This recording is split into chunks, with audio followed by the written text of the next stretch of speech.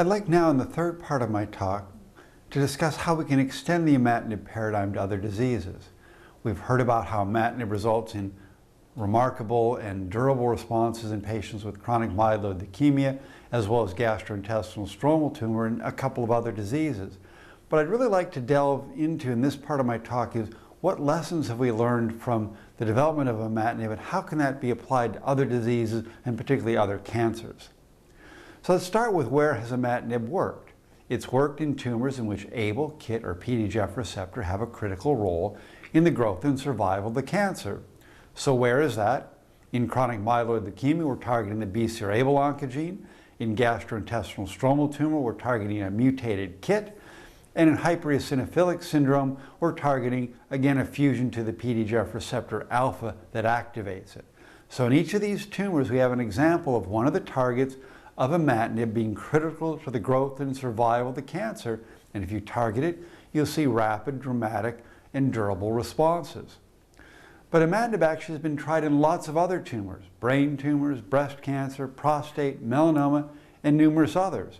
And in these clinical trials, which have been a little bit more empiric, imatinib has not worked very well, if at all. And the reason, presumably, that it hasn't worked is that despite the fact that many of these tumors express targets of imatinib, they're not critically dependent on one of those targets. So, what lessons can we learn from the clinical trials of imatinib? And we need to start first with target expression and how does that relate to response. Now I want to start with a hypothetical clinical trial. In our hypothetical clinical trial, we're going to enroll 100 patients. We're going to put one caveat on our clinical trial. We're going to vary the target frequency. So in our first group of patients, all of our patients will express the target, and in our last group of patients, only 10%. So we'll vary the frequency at which our target of our drug is expressed. We'll set the target response rate at 60%. So what you can see is that in the patients, this group of patients, our response rate is 60%, and in this group of patients, our response rate is only 6%. Now, in this clinical trial, we'd congratulate ourselves for developing a very successful agent. And in this group of patients, we'd say that this agent wasn't very effective. But the reality is that in this clinical trial, we were very smart. We selected the right patients. In this clinical trial, we weren't very smart and we didn't select the right patients. But the reality is that our response rate was always 60%. It's just whether we selected the right patients or the wrong patients. Now, does that have any bearing on reality? And if we look at imatinib responses in advanced malignancies, we have a situation with Bcr-Abl in CML and gastrointestinal stromal tumor with KIT, where all the patients enrolled on our clinical trial express a target of imatinib, and a response rate is between 50 to 60% in advanced cancer, so blast crisis or metastatic gastrointestinal stromal tumor, a 50 to 60% response rate. So in this example, it looks like expression of a molecular target correlates with response to an agent directed against that target. But we really need to delve a little bit more deeply and ask a more pertinent question. Is expression really sufficient to predict responses? So we're going to go back to our hypothetical clinical trial. But here, we're going to say, take our 100 patients, and we're going to have all of them expressing our target. So 100% of our patients express the target. We're actually going to even bump our response rate a little bit. So we'll set our response rate at 80%. But we're going to put one condition on whether patients respond or not. They have to have some evidence that the target is activated. In other words, it's critical to the growth and survival of the tumor. And we'll vary that from 90% down to 10%. Now let's look at what effect that has on our response rate. In this group of patients, the response rate is 72%, and in this group of patients, the response rate is 8%. Now in this clinical trial, we'd say that, first of all, we'd say this is a very successful agent, of course, but we'd say that target expression correlates with response. And in fact, we're wrong. We're wrong because that it's actually the target activation. It looks like target expression because almost all the patients that express the target express an activated target. Now in this example, there are a couple of things that we'd conclude. First of all, we'd conclude that target expression doesn't correlate with response. And in fact, we're right. Target expression, all have it, only 8% response. So target expression doesn't correlate with response. But we'd also conclude that this agent has no activity, or virtually no activity, but we're wrong. It has 80% response rate. We just select our patients wrong. So I'm actually going to show you examples of both this first example and this last example of high response rate with all the patients expressing having target activation, and examples here where all the patients express the target, response rates are low, but we just need to understand what this 10% of patients are. So let's start with gastrointestinal stromal tumors. The most common KIT activating mutation is this exon 11 mutation. If you have it, your response rate is 80%. In contrast, if you express wild type KIT, no mutations, you express the target, but it doesn't have any mutations, your response rate is under 20%. So this was work done by Mike Heinrich in Oregon and Jonathan Fletcher in Boston. So here it's absolutely clear that mutational status predicts response. You have mutated KIT, 80% response. No mutations in KIT, very low response. So here what this example tells us is that expression of a target doesn't guarantee response to an agent that modulates that target. You need something else. You need some evidence of activation, some evidence that the target is actually critical to the growth and survival of the tumor. But for those of you who are listening carefully, when you looked at this example, it wasn't in fact a 0% response in these patients that expressed the wild type KIT. And in fact, some of these patients in this 16 to 18% that are responding, no mutations in KIT, but rapid dramatic responses compared to all these other patients that didn't respond. So what Mike and Jonathan did is they went on to look at these patients a little bit more carefully. And what they found was that in fact, even though these patients had wild type KIT, about 1/3 of them had PDGF receptor activating mutations. Now we know that imatinib is capable of inhibiting the PDGF receptor, and in fact one of these sets of mutations was imatinib sensitive, and 2/3 of these patients had good responses. So now what we've learned is that in some patients who have wild type KIT, they have PDGF receptor activating mutations that are sensitive to imatinib that are driving the growth of these gastrointestinal stromal tumors, and that's why they respond.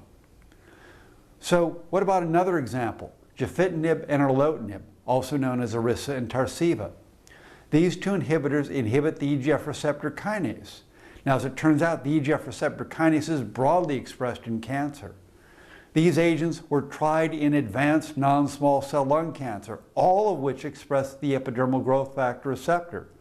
But the response rate was disappointingly low, only 10 to 20%. But as it turns out, there's no correlation. I said virtually all the patients with non-small cell lung cancer express EGF receptor, but only 10 to 20% respond. But hidden in this clinical trial was a clinical finding. These 10 to 20% of patients who were responding were having very rapid, very dramatic, and relatively durable responses. And the patients who had these responses were females that never smoked and had this slightly unusual histology, which is known as a bronchoalveolar histology.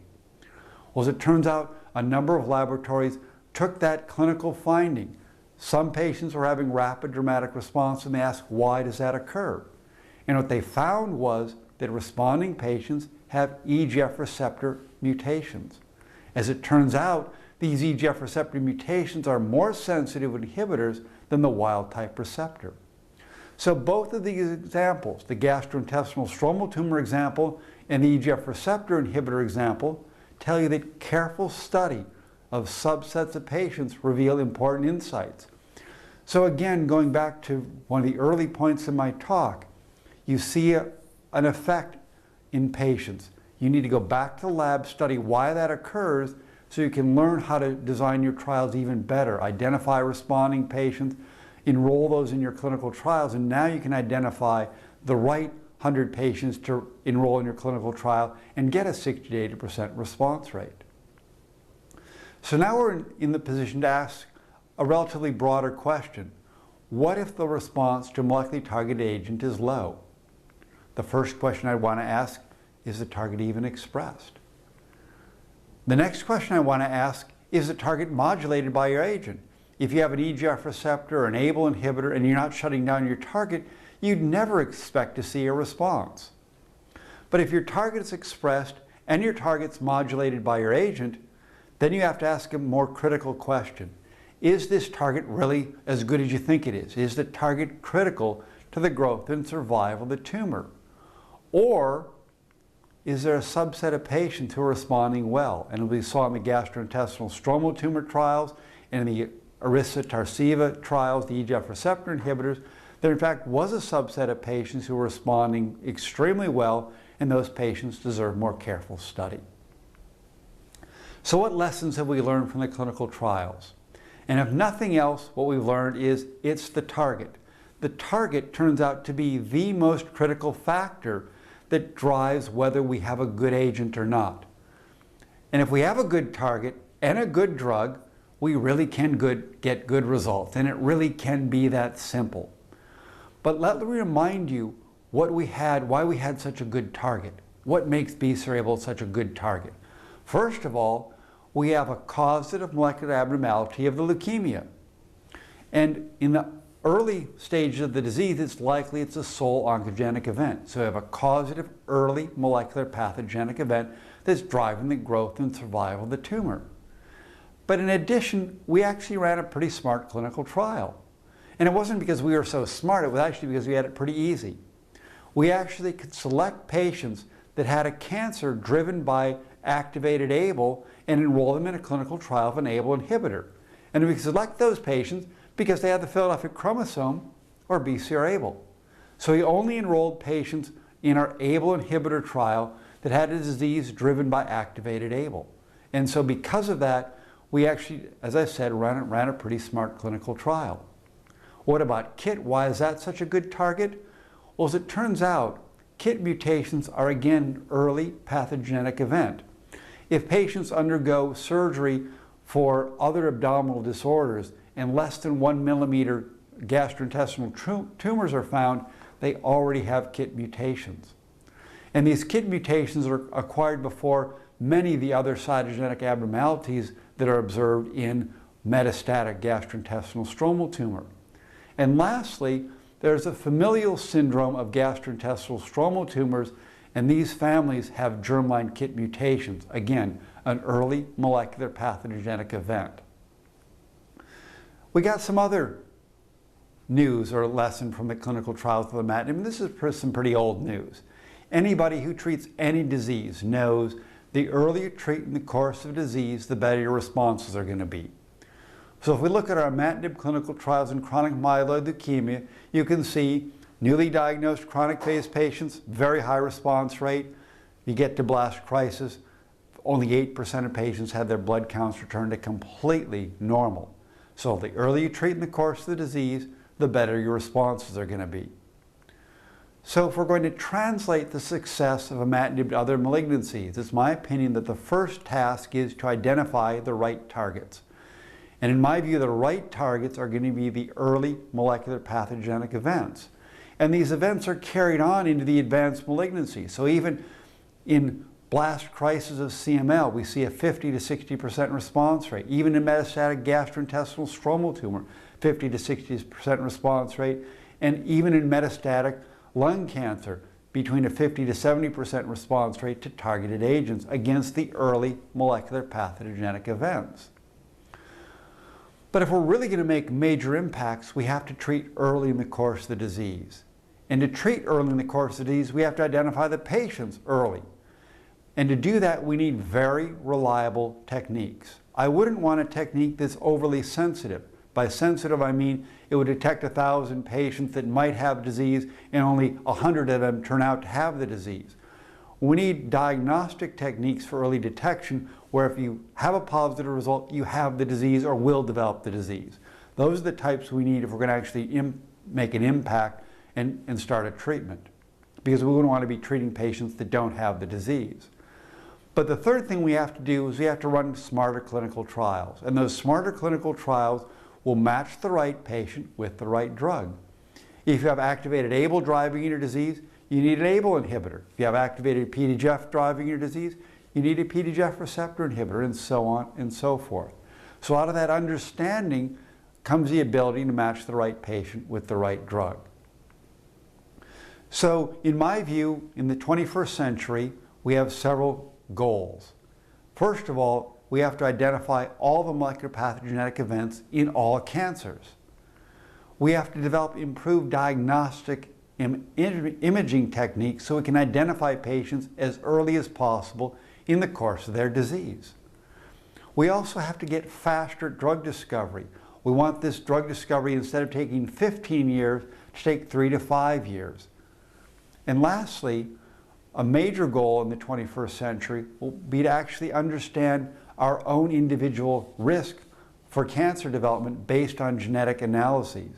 Because ultimately what that will mean is that we can actually move to preventative therapy based on molecularly targeted therapies based on our own individual genetic analyses and individual risks. Now, that might seem like a daunting task to do all of this in 100 years or less, and hopefully it could be significantly less with the kind of technologies we currently have in hand today. But what I'd like to do is have you think about the last 100 years. So if we go back to 1900, the leading 3 causes of death in most industrialized countries were infectious diseases. So in the United States, in 1900, the 3 leading causes of death: pneumonia, tuberculosis, and diarrheal diseases. Infectious diseases. Cancer isn't even on this list. It was actually down about number 8. The reality is in 1900, life expectancy in the United States was about 47 years. People didn't live long enough to get cancer. But where are we in the year 2000? Cancer is now number 2, and in the next 10 to 15 years, it's projected that it will have the indubitable or unenviable view of being number 1 as the leading cause of death in this country. So what happened between 1900 and 2000 to take infectious diseases from numbers 1, 2, and 3 down to number 6 or less? And there were many factors. The main factors, however, were things like improved sanitation and refrigeration. And if you think about chlorination of water, that was introduced in 1903. Pasteurization of milk, 1908. Having refrigerators in most of our houses was around 1940, 1945. These are the things that made our food and water supply safe. In the 1940s, antibiotics, not even conceived of in the 1900s, began to come into common use. Penicillin, 1942.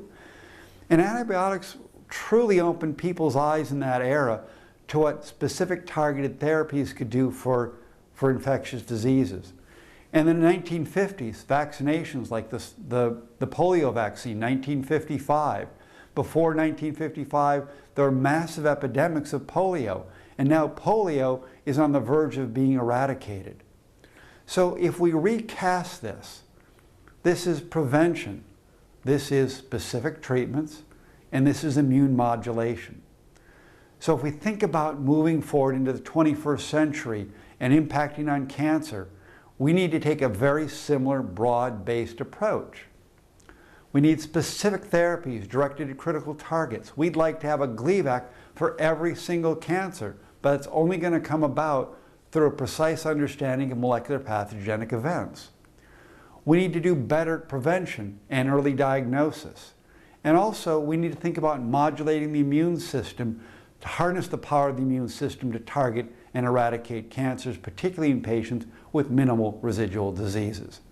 So my hope is that for the 21st century, we can take a very similar approach to the approach we took in the last century for infectious diseases, and sometime in the next 10 to 20 to even 50 years, we'll see significant impacts on cancer, and that by the time my children, your children, grandchildren get to be our ages, cancer will no longer be the feared disease that it is today. So in closing, I'd like to thank all the people that work at the Oregon Health and Science University Cancer Institute in my lab, as well as in our clinics that have helped me on these clinical studies. Novartis, who organized many of the clinical studies and who are essential to the preclinical studies. All the people who helped put people on our Imatinib studies, as well as the funding agencies who funded me over the long haul, particularly the Leukemia and Lymphoma Society, the National Institutes of Health, and most recently, the Howard Hughes Medical Institute. But in closing, the people I'd really like to thank are the patients. And the patients are the people who really spurred me to become an advocate for a drug like Imatinib. These are also the pioneers who went on a phase 1 trial of a completely unknown agent. And these patients are now, who've gone on this journey with me, are now here today doing the things they truly enjoy doing, like this patient gardening, like this patient dancing, this patient spending time with her children and grandchildren that she thought she'd never live to see. This patient, like many others, traveling to Oregon for our clinical trials.